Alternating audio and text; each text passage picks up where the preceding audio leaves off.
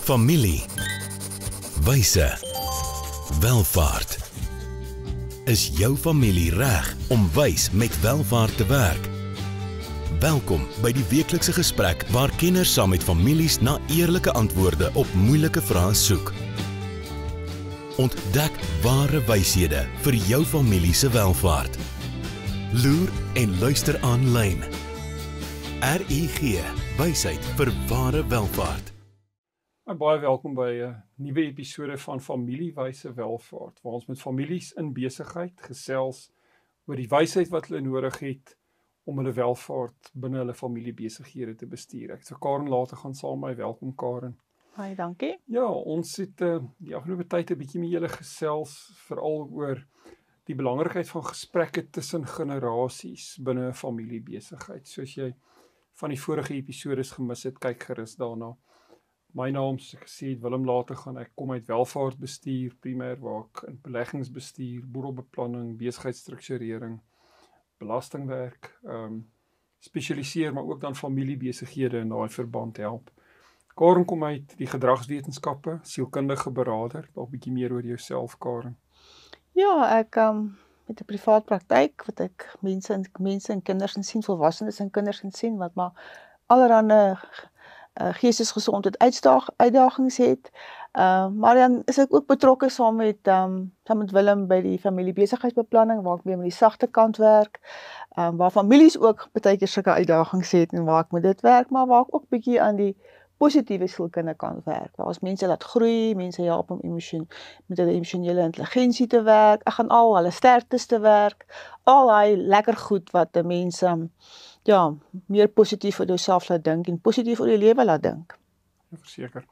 Goed, so ons het in ons vorige episode juist in hierdie gesprek tussen die generasies gekyk, hoe kom stabiliteit, wat baie keer met die vorige generasie of die uitgaande generasie te doen het, kan handhaaf in die besigheid in terme van hulle waardes en tradisies, maar ook hoe kan mens groei in die besigheid stimuleer baie keer deur nuwe idees, wat die nuwe generasie in die besigheid bring. So moet nie episode 103 mis nie, gaan kyk gerus of op YouTube of op een van die potgooi kanale daarna. Maar ja, waar gesels ons hier, Karen? Hoe om goeie vergaderings in jou familiebesigheid te hou, baie belangrike een. Verseker.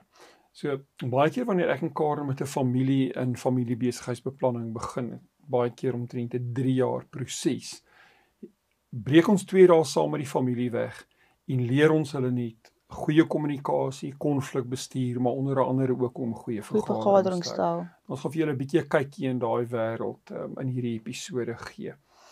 Goed, so as jy hierna luister op 'n potgooi, dan gaan dit goed wees, maar ek gaan 1 of 2 grafiese beelde gebruik wat dalk beter gaan maak as jy op die YouTube kanaal miskien na die video elemente kyk.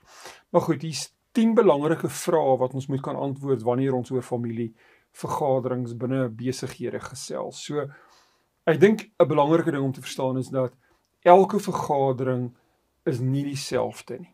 Ons het 'n klomp verskillende tipes vergaderings wat 'n mens moontlik binne 'n familiebesigheid kan hê. Van baie formeel tot informeel. Vergaderings waar daar net 'n handjievol mense is tot vergaderings waar die totale familie teenwoordig is. So, en as jy hierdie 10 vrae kan antwoord, kan jy baie keer bepaal, weet, wie moet by 'n vergadering wees, hoe moet die vergadering lyk. So, ons wil julle regtig aanmoedig om bietjie hierna te kyk. So, ek wil met 'n prentjie begin en dit is die baie bekende 3-sirkel model wat in familiebesigheidsbeplanningswerk gebruik word.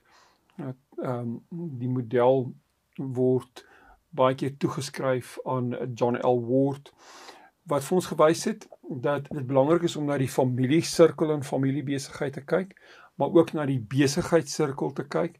En die derde sirkel wat hy in die 3-sirkel model bygebring het, is hoe belangrik dit is om na eienaarskap te kyk. So die eerste vraag wat jy moet vra in familiebesigheidsbeplanning is, hoekom kom ons by mekaar? Het ons byeenkoms baie met die besigheidskant te doen, of het dit meer net met die familiekant te doen, of het dit met die eienaarskapkant van die familiebesigheid te doen? So, ek dink dis 'n baie belangrike eerste vraag wat jy moet antwoord.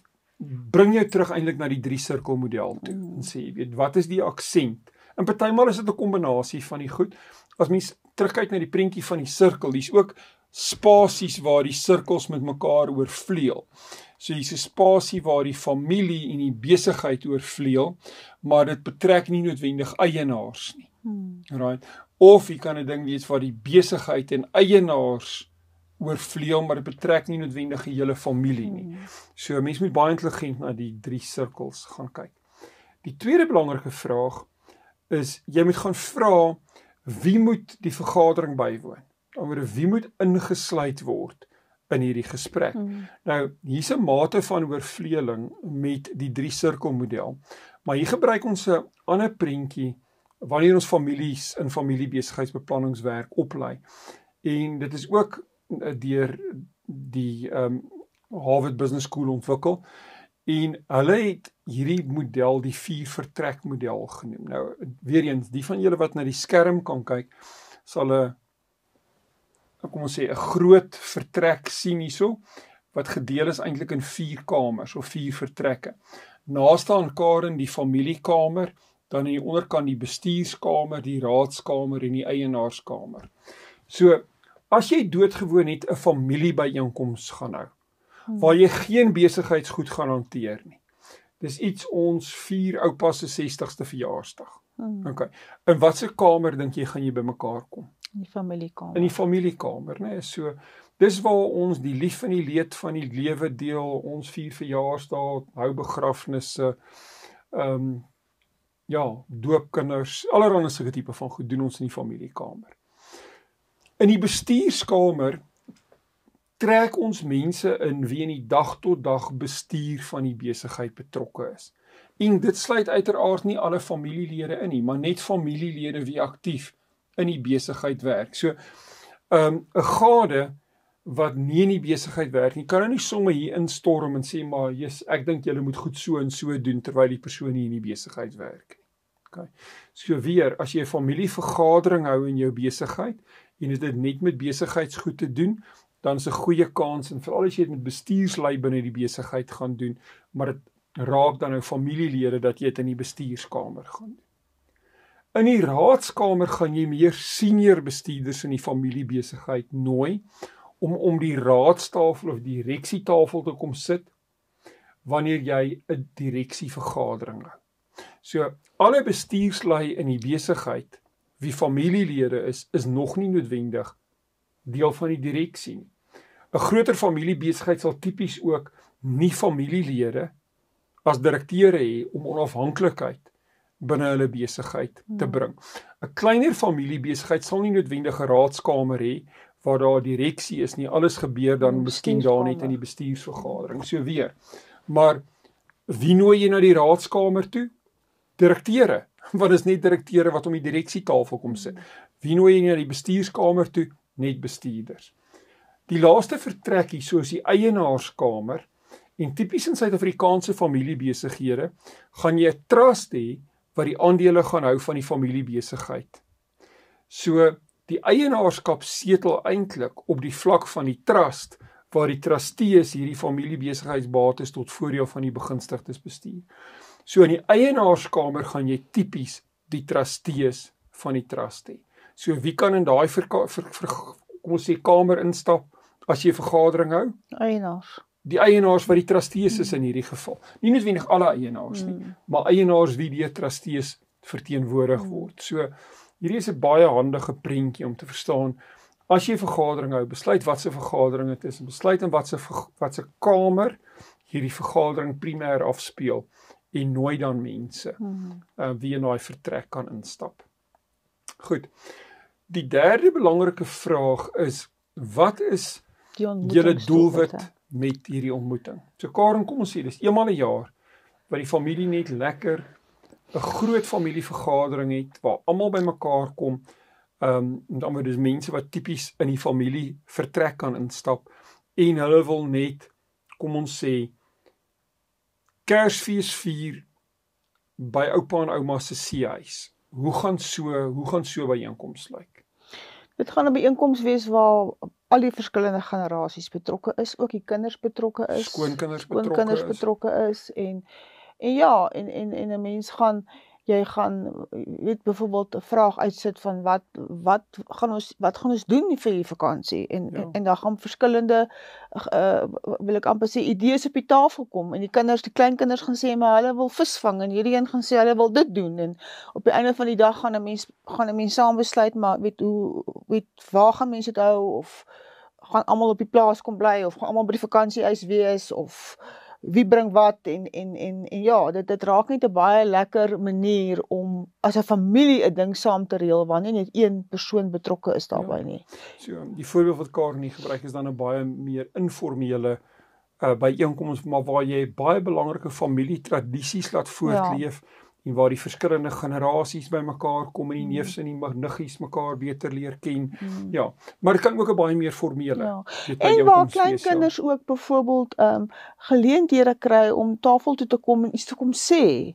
Jy weet en waar dit nie altyd net ek amper sê die oupa is of iemand is wat die gesprekke lei nie, of die patriarg wat die gesprekke lei nie, maar die kind kan kom en kom sê maar kan ons nie eerder dit so doen nie of dit was nie vir my lekker by die vorige plek nie of wat ook al, hy kan ook 'n mening uitbring en hoe gouer kinders van die jonger generasies betrokke raak by hierdie goed op informele maniere, so begin hulle leer om ook later op formele maniere betrokke te wees. Ja, maar die doelwit met die vergadering gaan bepaal of dit formeel of informeel gaan wees. Goed. Dan moet mens gaan kyk, hoe lyk die agenda van die vergadering? Nou, wat hier slim is byvoorbeeld, om in jou agenda eers dalk 1 of 2 makliker goed te hanteer en dan by die moeiliker goed te kom. Op baie manier ontspanne mense bietjie, jy kan bietjie die gesprek opwarm voor jy net sommer met die deur in die huis val onmiddellik, met 'n baie moeilike ding. Tensy die familie op baie hoë vlakke van emosionele intelligensie is, baie gereeld met mekaar saamwerk, dat hulle baie maklik moeilike goed so kan hanteer. Dan kan jy dit hoor op in die agenda sit, veral as jy voel ons het baie tyd nodig om hier aan te spandeer en is eintlik al wat ons in die vergadering wil bespreek is hierdie een belangrike ding. Dan sou jou agenda natuurlik anders lyk. Goed, ons gaan gou 'n handelsflitsbreek neem. Dankie aan RGG wie hierdie vir ons moontlik maak. Hoe gaan dit met jou geldsaake? En met jou? Jy sien, in die soeke na wins vergeet jy soms om jou beleggings met jou waardes te belyn. En dis wanneer dinge begin skeefloop. So, het jou beleggingsportefeulje waarde en ook waardes. RGG Adviesdienste sorg dat jou beleggings by jou pas, sodat jy trots kan wees op elke maatskappy waarin jy belê. Hoe jy geld maak, maak saak. Belyn jou beleggings met jou waardes. Kry jou finansies op koers met 'n persoonlike padkaart na ware welvaart. RGG, wysheid vir ware welvaart. Right, ons is terug van ons handelsflitsbreek. Dankie aan RGG. Karen, net vir mense wat nou by ons aansluit, waaroor praat ons? Hoe om goeie vergaderings in jou familiebesigheid te hou. Goed, en ons het in die eerste helfte van hierdie episode ons na 4 belangrike vrae gekyk wat 'n mens moet antwoord wanneer 'n mens jou vergaderings reël. So die 5de vraag is hierso is, hoe lank moet ons ontmoet in hierdie byeenkoms of vergadering en waar? Tipies moet jy probeer om vergaderings nie langer as 2-3 ure te hê nie. Tensy jy wegbreek en sê maar luister, ons gaan vir 'n dag op hierdie onderwerp werk en ons gaan 'n paar sessies hê wat ons hierdie ding gaan uitpak of hiermee gaan werk. Baie keer kan vergaderings op die plek van besigheid wees as dit 'n besigheidsvergadering is. As dit meer 'n familievergadering is of waar mens langer vergader en jy nie onderbreek wil word met nou die trekker gebreek en nou is hier 'n krisis met een of ander verskaffer of 'n kliënt of 'n dit of dat nie. Is dit baie beter om, soos die Engelse sê, offsite te gaan vergader. Neem die partye wat betrokke is by daai byeenkomsvergadering vir 'n halfdag of 'n dag weg, dat hulle offsite by mekaar kom, absoluut gefokus is op dit wat hulle doen en 'n goeie stuk werk doen. Ek dink dit is baie belangrik. Wat ek en Karen doen as ons oor 'n periode van omtrent 3 jaar met families en besigheid werk, dan probeer ons so 2 maal 'n jaar, partymal 3 maal 'n jaar met 'n familie wegbreek. En ons vat hulle weg van hulle besigheid. Hoef nie totaal en al in 'n ander provinsie te wees nie, maar net ten minste weg van die besigheid na een of ander familieoord of 'n plek waar mens net absoluut kan afskakel en kan fokus. Goed. Die vraag is dan ook, as ons hierdie vergadering hou, wie gaan dit lei? Karen, ek dink dit gaan afhang wat se tipe vergadering dit is, nee. Ja, maar dit is ook baie belangrik om verskillende mense in die groep van die familie kans te gee om die voorsitter te wees en leiding te vat. Dat dit nie elke keer dieselfde persoon is wat dieselfde ding doen nie en ook verskillende mense kans te gee om die notas te neem, om 'n bietjie van 'n notulieetjie, ligte notulieetjie by te hou. Want dit is tog belangrik om 'n paar notas te maak van wat was uitkomste gewees van wat 'n mens daar besluit het. Ja, baie belangrik. So, ek dink as mens teruggaan na die 4-vertrekmodel wat ons in die begin van die gesprek gehad het. So, as dit 'n eienaarskapvergadering is, gaan die voorsitter van die Raad van Trustees die vergadering lei. As dit direksievergadering is, gaan die voorsitter van die direksie die vergadering lei. As dit besigheidsbestuursvergadering is, gaan die leier van daai afdeling of divisie gaan die vergadering lei. As dit 'n familievergadering is dit wys dat die CEO van die besigheid nie die vergadering lei nie.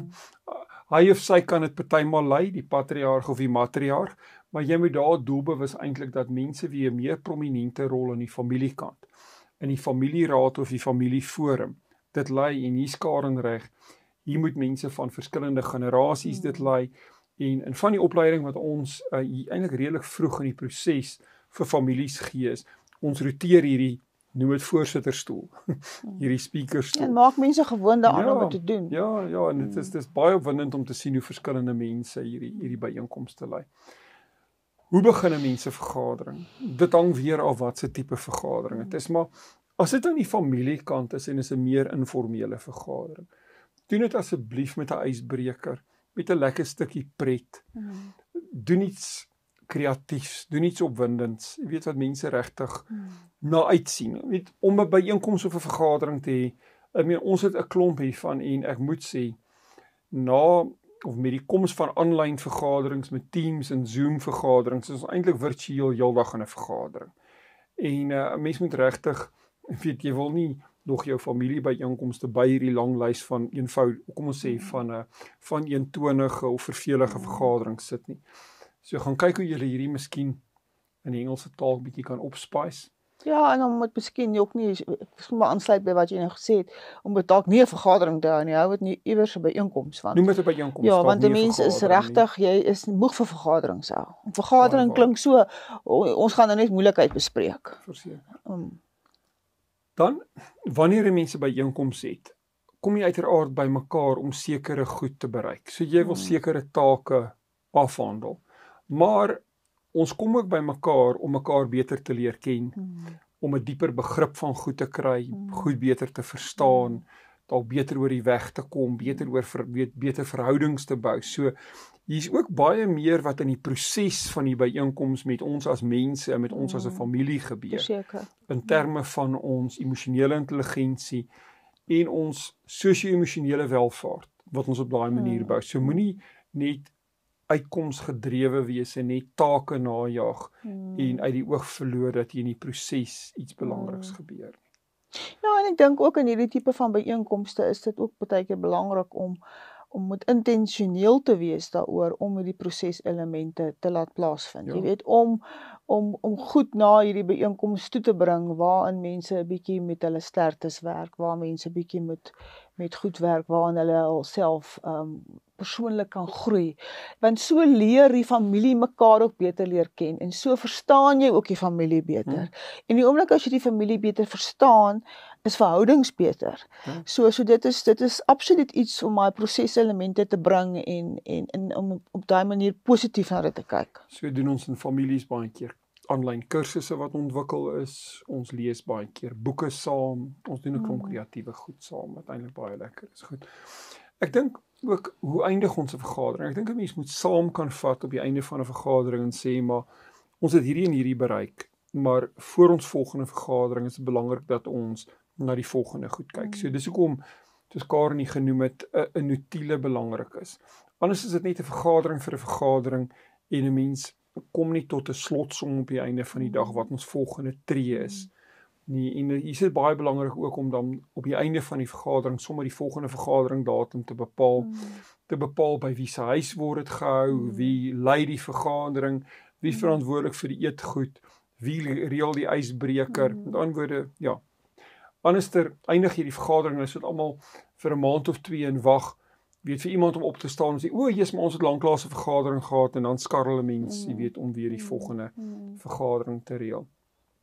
En wat ons gevind het is, waar families hierdie suksesvol doen is, juis waar hulle in 'n roetine kom, waar hulle of op 'n WhatsApp groep, of op 'n e-pos, die volgende, of die notule van die vorige vergadering sirkuleer, die volgende vergadering, weet ruimbetyds aankondig, dat mense plek maak daarvoor in hulle dagboeke, en waar hulle ook tussen vergaderings opvolg op belangrike take wat moet gebeur.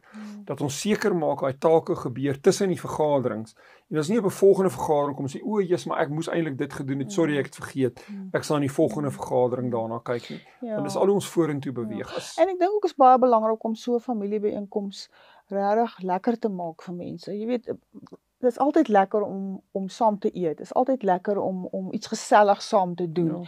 En wat baie keer kan gebeur wanneer mense in familiebesighede vasgevang raak. Ons is so besig om hierdie ratreis te hardloop dat ons later party raak families raak besighede wat uit families bestaan, wat 'n familie bestaan, maar dit is nie meer 'n familie wat saam is in 'n besigheid nie. En om daai fokus reg te hou, jy weet, om steeds familie te kan wees, jy gaan intentioneel moet wees omtrent dit, om dit te laat gebeur, want anders gaan die tyd met jou weghardloop op baie maniere.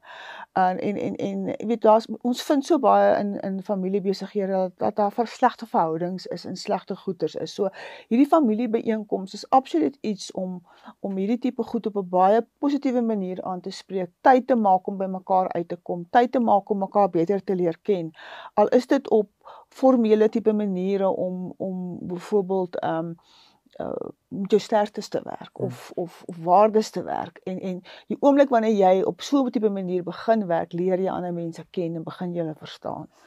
En dit maak goed soveel makliker.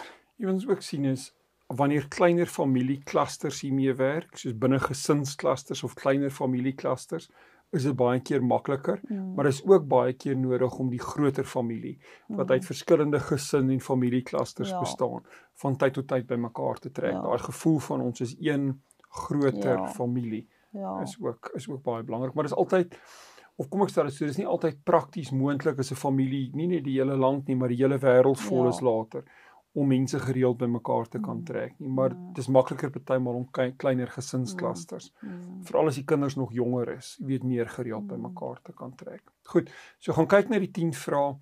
In ons volgende episode gaan ons met hierdie hele gesprek rondom vergaderings, familievergaderings, gaan ons aan in episode 105 waar ons gesels oor hoe skryf jy goeie reëls vir die vergaderings in jou familiebesigheid. Besoek gerus ons webwerf by rig.ac, gaan loer gerus in ons skool van wysheid vir welvaart op ons webwerf waar jy van die ou historiese goed kry. Teken gerus in veral op ons YouTube kanaal of op een van die potgooi kanale. En as jy enige vrae het of belangstel in die proses van familiebesigheidsbeplanning, kan mense ons kontak by info@rig.ac. Goed, nou ja, met die uil op die skerm wat die teken is van ons skool van wysheid vir welvaart. Groet ek en Karen julle tot 'n volgende keer. Dankie Karen.